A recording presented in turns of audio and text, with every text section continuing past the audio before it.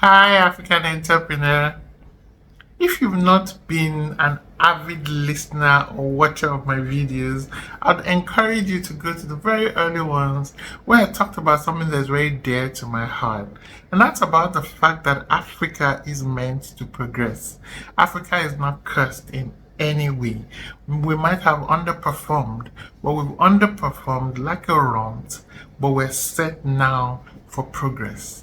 I am part of that progress, and you must be too, because you must be able to connect the dots and see that a lot is changing. And in Africa, we're seeing spots of growth, spurts of growth. In a few years, 5, 10, 15 years, it'll begin to be big growth. And when they add up, you would see a continent filled with light. Are you going to be a part of that journey or not? I think you should be. You should stop listening to naysayers. What naysayers do is they criticize. And I have never admired naysayers. I've never regretted using that as a yardstick for understanding those to stand by and those to walk away from.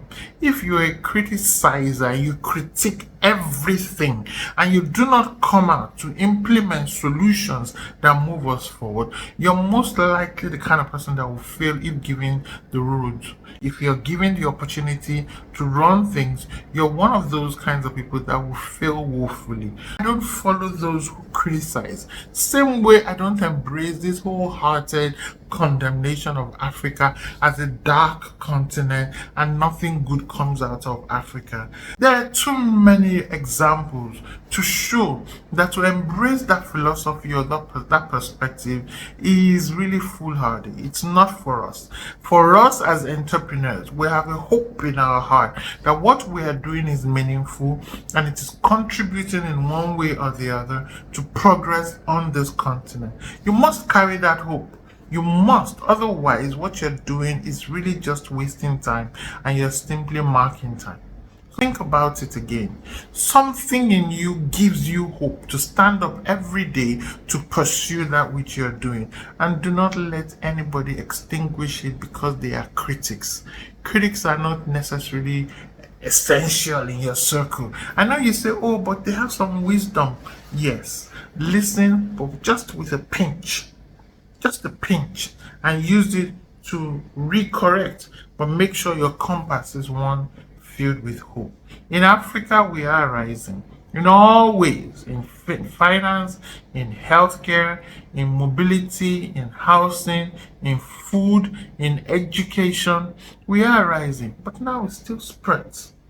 Tiny holes are penetrating the dark cloth. You're seeing it shining bright but very tiny. Soon it'll be big holes. Imagine a black carpet that now has a big hole punched in it, and a big hole punched in it, another big hole. Sooner or later it will tear.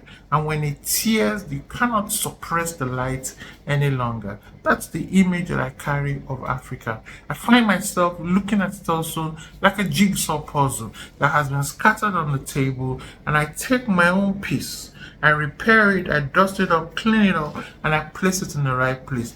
Imagine there are 1,000 and more pieces to the jigsaw puzzle, and you've got a piece, you've got a piece, and you've got a piece. Clean up your own, come and place it on the table, eventually to form a lovely picture. That's the way to look at it. Stop listening to naysayers.